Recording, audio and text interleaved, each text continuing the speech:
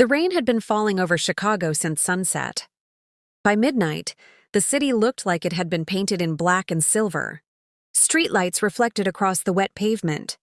Cars moved slowly through the downtown streets, their headlights cutting through the rain like knives.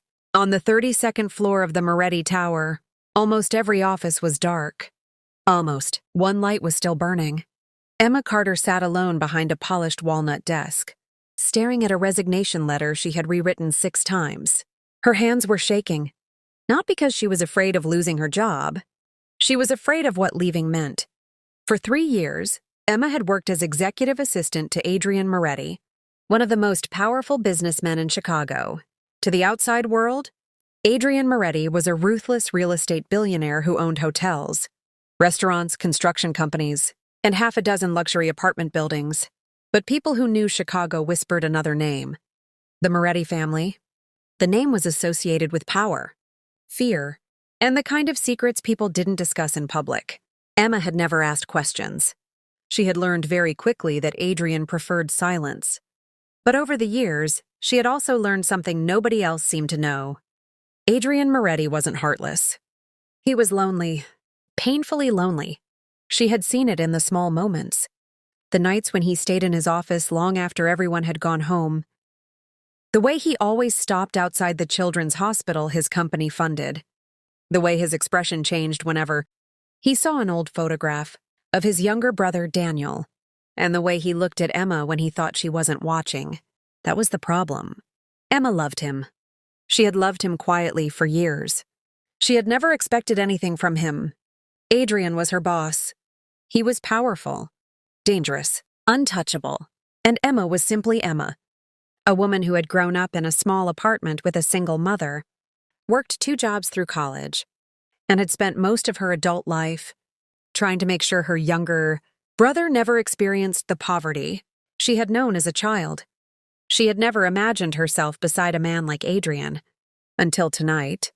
Earlier that evening, Adrian had walked into the executive conference room wearing a black suit. Everyone had stood. He hadn't smiled. He had simply placed a champagne bottle on the table. "I'm engaged," he had announced. The room had erupted with congratulations. Emma had smiled too. She had even clapped. But something inside her had shattered. She had excused herself 5 minutes later. Now she was writing her resignation. She couldn't stay. She couldn't watch the man she loved marry another woman. Emma folded the letter. She placed it inside an envelope. Then she stood. She was about to leave when the office door opened. Adrian stood there. His tie was loosened. His hair was damp from the rain. His eyes immediately fell on the envelope in Emma's hand. "What is that?" Emma swallowed. "My resignation." Silence. Adrian walked into the room and closed the door behind him. "Why?" "I've decided it's time for me to move on." "That's not an answer. It's the only one you're getting." Adrian stepped closer. Emma tried not to look at him. He stopped in front of her. "Who made you uncomfortable?" "No one." "Did someone threaten you?" "No." "Did someone offer you another position?" "No." "Then why?" Emma finally looked into his eyes. "Because you're getting married." Adrian froze. For several seconds, neither of them moved. Emma's eyes filled with tears. "I can't do this anymore." "Do what?" "Pretend." His expression changed. "Emma, I've spent 3 years pretending I don't care about you." Adrian said nothing. Emma laughed bitterly through her tears. "And now you're engaged. So I'm doing the only thing I can do." She placed the resignation letter on his desk. "I'm leaving." Adrian picked it up. He looked at it. Then, without warning, he tore it in half. Emma stared at him. "What are you doing?" He tore it again. And again. The pieces fell onto the desk. "You're not leaving." Emma's heart stopped. "Excuse me? You heard me. You can't tell me I can't resign." "I can." "No, you can't." Adrian stepped closer. "I can tell you that you're making a decision because you're hurt." Emma's voice trembled. "You got engaged." "I did." "Then why are you standing here telling me not to leave?" Adrian stared at her for a long moment. Then he whispered, "Because the woman I got engaged to isn't the woman I love." Emma stopped breathing. "What?" Adrian reached into his pocket. He pulled out a small velvet box. Emma's heart sank. He opened it. Inside was a diamond ring, but he didn't offer it to her. Instead, he removed a second ring from his pocket, a simple silver band. Emma recognized it. She had seen it once before. Years ago, do you remember this? Her eyes widened. Your brother's ring. Adrian nodded. Daniel gave this to me the night before he died. Emma remembered. Daniel Moretti had died in a car accident 8 years earlier. His death had changed Adrian. After that night, Adrian became colder, more distant, more dangerous. He told me something, Adrian said. Emma waited. He said, if you ever find someone who makes you want to become a better man, don't let fear make you lose her. Adrian's voice cracked slightly. I didn't understand what he meant then. Emma whispered. And now? Now I do. He looked directly into her eyes. It's you. Emma stepped backward. Adrian, I've loved you for years. Her tears finally fell. But you're engaged. I know. Then who is she? Adrian closed his eyes. My father's former business partner's daughter. Emma looked confused. It's not a real engagement. What? My father arranged it before he died. Emma stared at him. My family has been dealing with a problem for months. Someone inside the organization has been leaking information to our enemies. Enemies? Adrian nodded. People who want my family destroyed. Emma's face went pale. Why would you announce an engagement?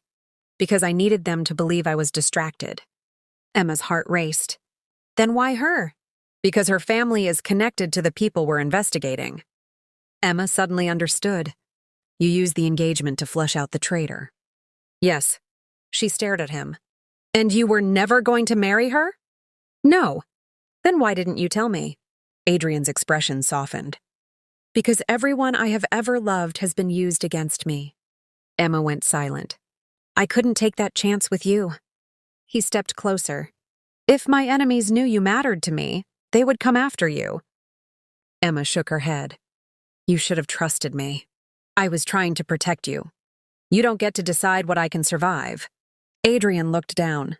For perhaps the first time in years, the powerful Adrian Moretti looked completely defeated.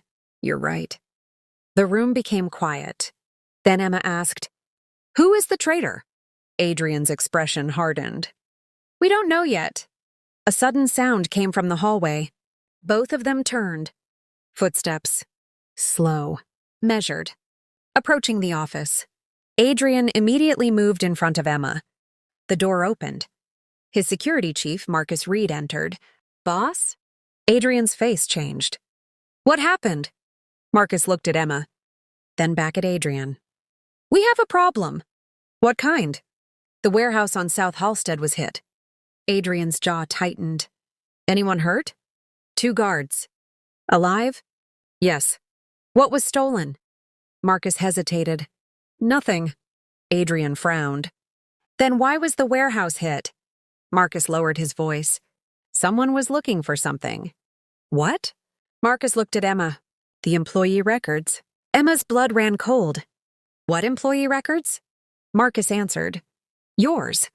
The room went silent. Adrian slowly turned toward Emma. Her face had gone white. Why would anyone want my records? Marcus didn't answer. Adrian did. Because they know. Emma looked at him. Know what? That you're important to me? Suddenly the lights went out. The entire floor went black. Emma gasped. Adrian grabbed her hand. Stay behind me. A loud crash came from the hallway. Then another. Marcus pulled his weapon. Adrian pushed Emma toward a hidden door behind the bookshelf. Go. No. Emma, go. I'm not leaving you. Adrian looked at her. For 1 second, he wasn't the feared businessman. He was simply a man terrified of losing the woman he loved. Please. Emma hesitated. Then she entered the hidden passage. Adrian followed. Marcus remained behind. The passage led to a private elevator.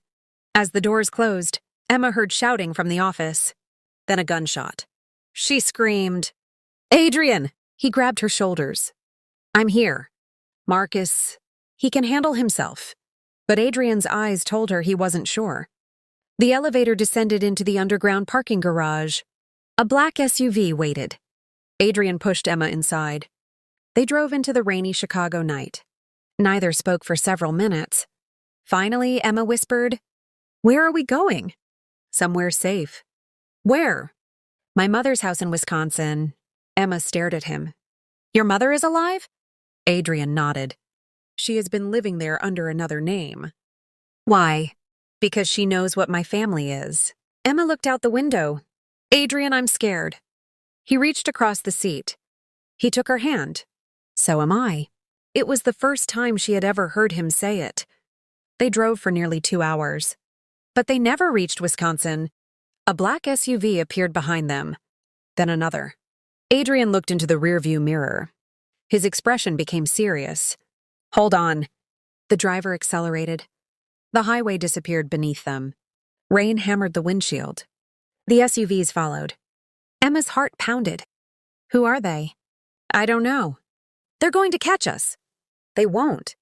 The first SUV pulled alongside them. Adrian's driver swerved. Emma screamed.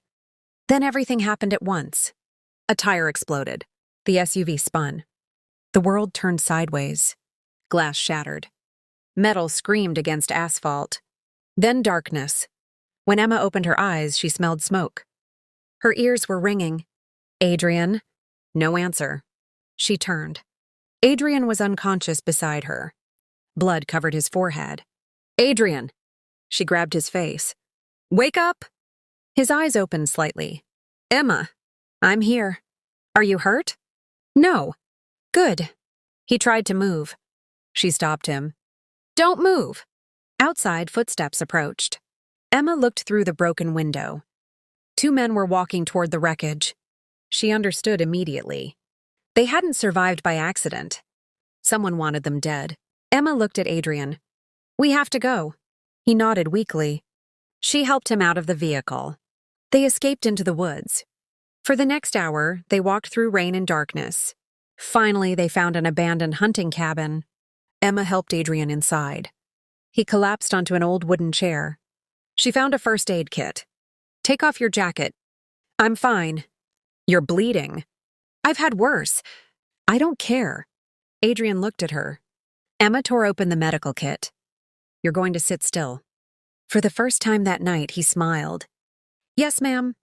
She cleaned the wound on his forehead. He winced. "That hurts." "Good." He laughed softly. Emma stared at him. "What?" "I've never heard you laugh." "Neither have most people." She continued cleaning the wound. Then Adrian said, "I'm sorry." "For what?" "That your life became dangerous because of me." Emma stopped. "Don't apologize for loving me." His eyes met hers. "You believe me?" "I do." He looked away. "I don't deserve you." Emma touched his face. "Maybe you don't." He smiled sadly. "But I'm here anyway." For the first time, Adrian allowed himself to lean into her hand. Outside, the rain continued. Inside that tiny cabin, the world disappeared. And Emma realized something. She had spent years believing love meant finding someone who could protect you. But maybe love meant finding someone who would finally let you see the wounds behind the armor. The next morning, Marcus arrived. Alive, bruised, angry. "The attack came from inside," he said. Adrian looked at him. "Who?" Marcus placed a phone on the table. "We found this in the car." Adrian picked it up. There were dozens of messages, all sent from an encrypted number. The final message read, "You should have left Emma alone." Emma's blood ran cold. Adrian stared at the screen. Then another message appeared. "Ask her why her father really died." Emma froze. "My father?" Adrian looked at her. "What do you know about your father's death?" "My father died when I was 8. "How?" "Car accident." Marcus looked at Adrian. Adrian's face became unreadable. "Emma." "What?" "We need to talk." She shook her head. "Tell me." Adrian sat down. "Your father worked for my family." Emma stared at him. "What?" "He was our accountant." "No." "He discovered something." "What?" "Money was being moved out of the company." Emma's breathing became shallow. "By whom?" Adrian looked at her. "Your father's last report named one person." Emma whispered. Who? Adrian's voice was barely audible. My father. Emma stepped backward. No. Your father was going to expose him. You're lying. I'm not. Then why did my father die? Adrian looked down. We don't know if the crash was an accident. Emma's world collapsed. All her life, she had believed her father had simply been unlucky. Now she discovered that his death might have been connected to the Moretti family. She looked at Adrian with tears in her eyes. Why didn't you tell me? Because I didn't know. But you knew my father worked for your family. I found out recently. And the engagement? Adrian stood. It was connected to the same investigation. Emma's face changed. Was I part of your plan? No. Are you sure? Emma. Am I? He walked toward her. You were the only part of my life I never planned. She cried. I don't know what to believe anymore. Adrian didn't touch her. He simply said, Then don't believe me. She looked at him. Find the truth yourself. Those words changed everything. For the next several days, Emma and Adrian worked together. Not as boss and assistant, not as billionaire and employee. As partners. They uncovered bank accounts, old photographs, encrypted files, hidden contracts, and eventually they found the truth.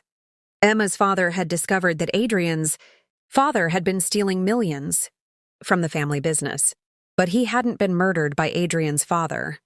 He had been killed by someone else, someone who had been protecting the stolen money for decades. Marcus found the name.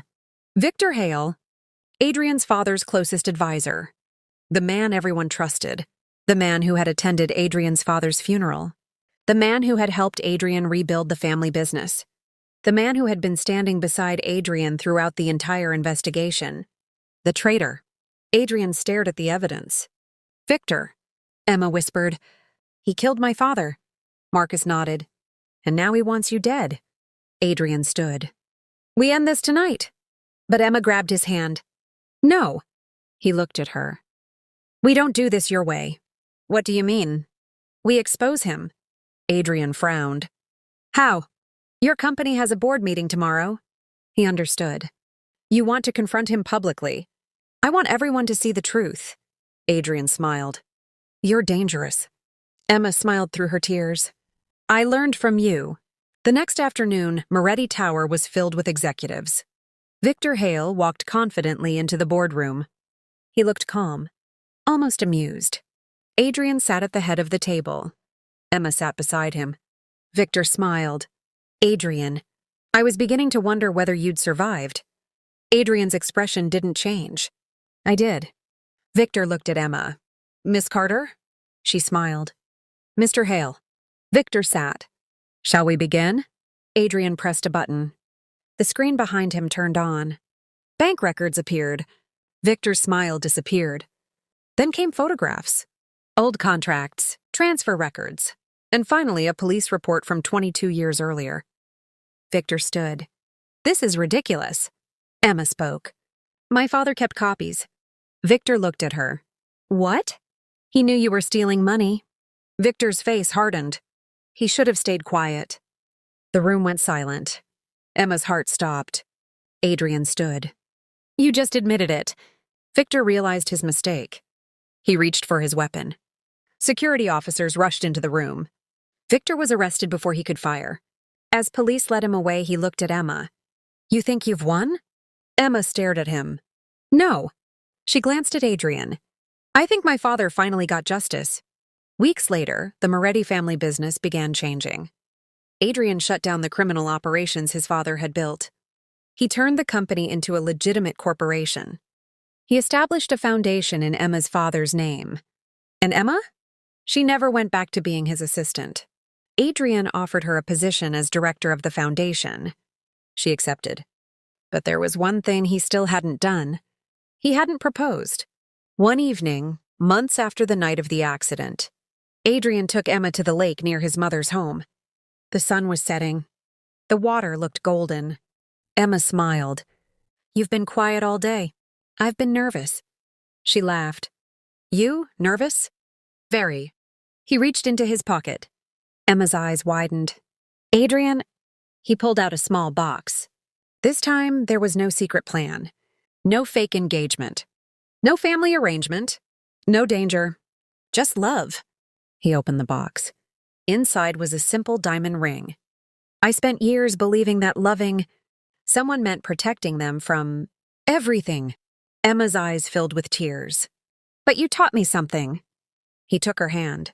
Love isn't deciding what someone is allowed to know. He lowered himself onto one knee. Love is telling the truth and trusting them to stay. Emma covered her mouth. Emma Carter? She laughed through her tears. Yes, Adrian smiled. You haven't even heard the question. I know. He laughed. Then he asked, will you marry me? Emma knelt down beside him instead of letting him remain on one knee. Yes. They held each other as the sun disappeared behind the lake. Years later, Emma would sometimes think about that rainy night in Chicago. The resignation letter, the engagement, the car crash, the cabin, the truth about her father, and the moment Adrian tore her resignation into pieces. But she no longer remembered his words as a command. She remembered what came afterward. He had learned to trust her. She had learned to trust him. And together, they had built something neither of them had ever expected. Not a perfect life. A real one. A life without secrets. A life where love wasn't ownership. It was choice. Every single day. And sometimes, when Emma teased Adrian about the night he destroyed her resignation letter, he would smile and say, you were never supposed to leave. She would raise an eyebrow. Careful, Mr. Moretti. That sounds like an order. He would shake his head. No. Then he would take her hand. It was a promise. And Emma finally understood the difference. Because the man who once believed he had to control everything had learned the most important lesson of his life. You cannot force someone to stay. You can only become someone they choose to stay with. And that was exactly what Adrian Moretti spent the rest of his life trying to be. If this story touched your heart, don't forget to like the video, subscribe to the channel, and turn on notifications for more emotional stories of love, betrayal, redemption, and second chances.